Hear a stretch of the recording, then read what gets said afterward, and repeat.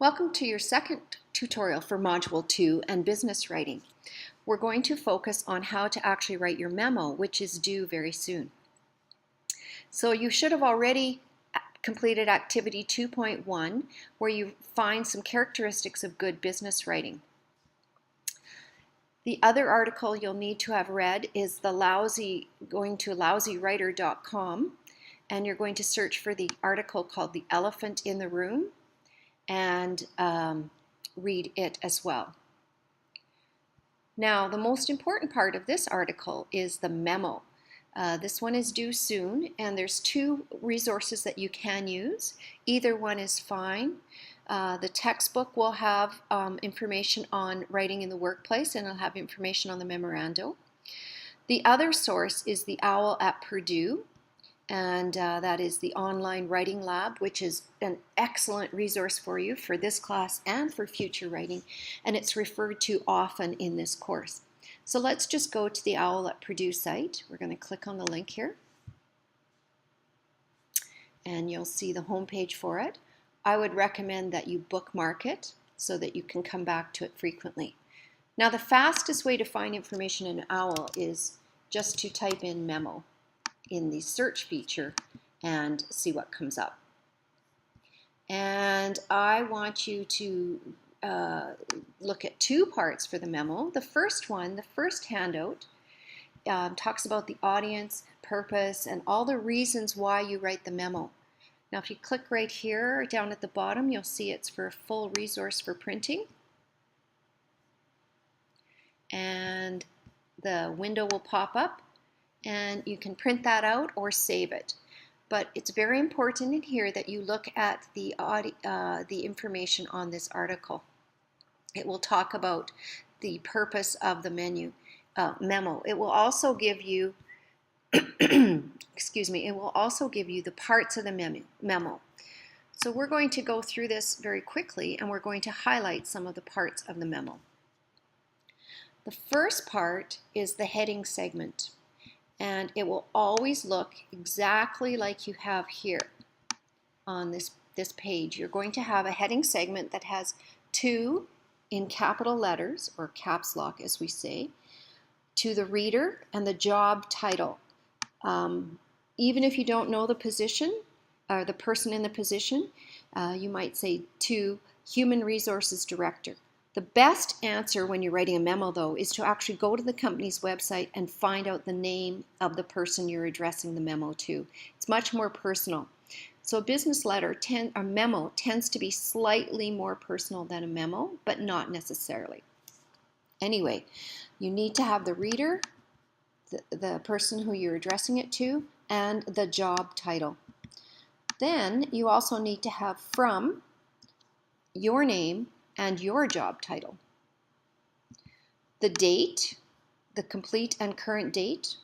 You might say Friday, today is Wednesday, May 7th, 2014. And then a brief overview of the subject. Again, like you say here, you always, as it says right here, make sure you address the reader by his correct name and job title.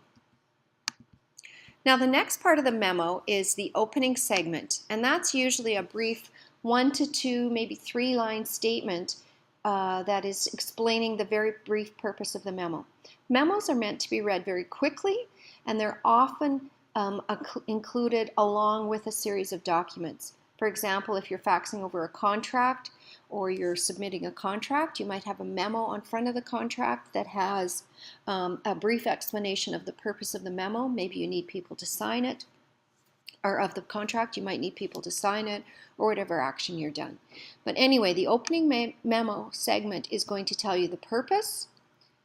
So right there, the purpose, the context and the problem, and the specific assignment or task. You don't go into very much detail in the brief 2 or 3 lines at the beginning. The next paragraph is the context. It's the event, circumstance, or background of the problem that you're solving. And here you're going to use a paragraph or so just to give some information that provides background.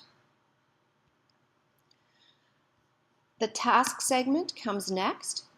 So what you've done so far is you've introduced the purpose, you've established the context for it, and now you're going to address the task that was given to you.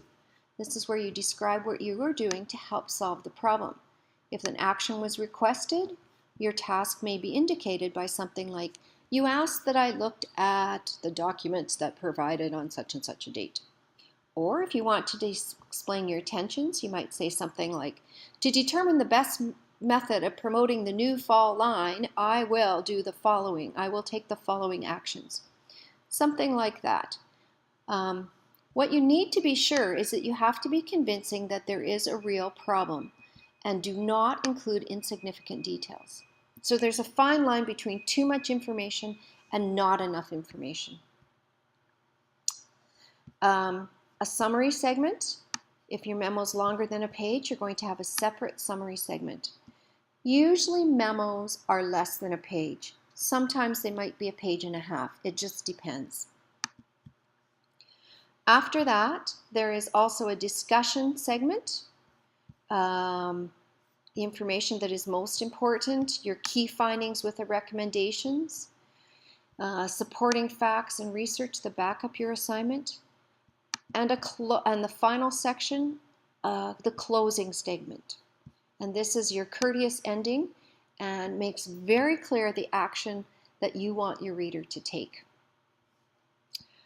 Finally, if there are attachments, you make it very clear that at the bottom of the memo that you have the following attachments. Okay. So that's briefly the information that goes into a memo. Your textbook will give you more information. You can read this document in much clearer segments. Now we're going to, before we talk about the format, I'm going to create another brief tutorial where we go in and we actually look at the assignment, and then we'll discuss the format for a business memo. But you'll see there's also a sample memo here, etc. So again, this handout is extremely important. I spend some time looking through it, compare it to the information in your textbook, and you should have a good rounded idea about the purpose of a memo. Good luck.